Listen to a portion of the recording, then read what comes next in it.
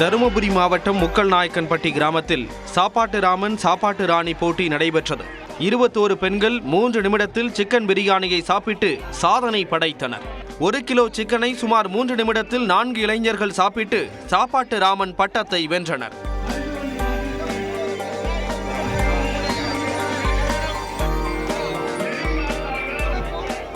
இது தவிர யார் நெடுநேரம் செங்கற்களை தூக்கி நிற்கும் போட்டியும் 2 நிமிடத்தில் 2 லிட்டர் குளிர்பானத்தை குடிக்கும் போட்டியும் நடத்தப்பட்டது. காரைக்கால் மேடு மீனவ கிராமத்தில் குடும்ப தலைவர்கள் நெற்றியில் கோலை வைத்து தரையில் வட்டமிடும் போட்டி நடத்தப்பட்டது. இதில் பலர் விழுந்து எழுந்தது கலகலப்பை ஏற்படுத்தியது. தீய குச்சியில் குத்தப்பட்டுள்ள திராட்சைகளை மனைவிமார்க்கு கணவன்மார் ஊட்டிவிட்ட போட்டி பயங்கர ஆரவாரத்தை ஏற்படுத்தியது.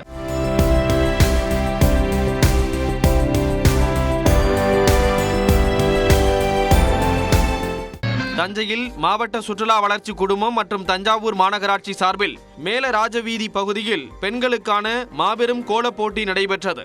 100க்கும் மேற்பட்ட பெண்கள் பங்கேற்ற போட்டியில் முதல் 3 இடம் பிடித்தவர்களுக்கு ரொக்க பரிசு வழங்கப்பட்டது.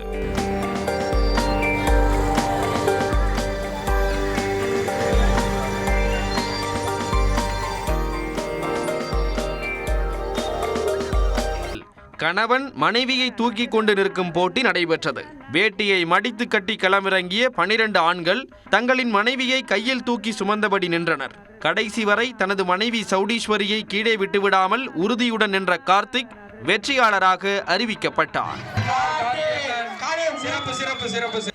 இப்படி சந்தோஷமான போட்டிகள் நடைபெற்றாலும் உளுந்தூர்பேட்டையில் நடைபெற்ற இளவட்டக்கல் தூக்கும் போட்டி சோகத்தில் முடிவடைந்தது. சேந்தநாடு கிராமத்தில் பொங்கல் விழாவை ஒட்டி நடைபெற்ற இளவட்டக்கல் தூக்கும் போட்டியில் பிரபு என்பவர் பங்கேற்றார். அவர் தூக்கிய கல் அவர் மீதே விழுந்ததில் தாடையில் பலத்த காயம் ஏற்பட்டது. உளுந்தூர்பேட்டை அரசு மருத்துவமனையில் சேர்க்கப்பட்ட பிரபு சிகிச்சை பலனின்றி உயிரிழந்தார்.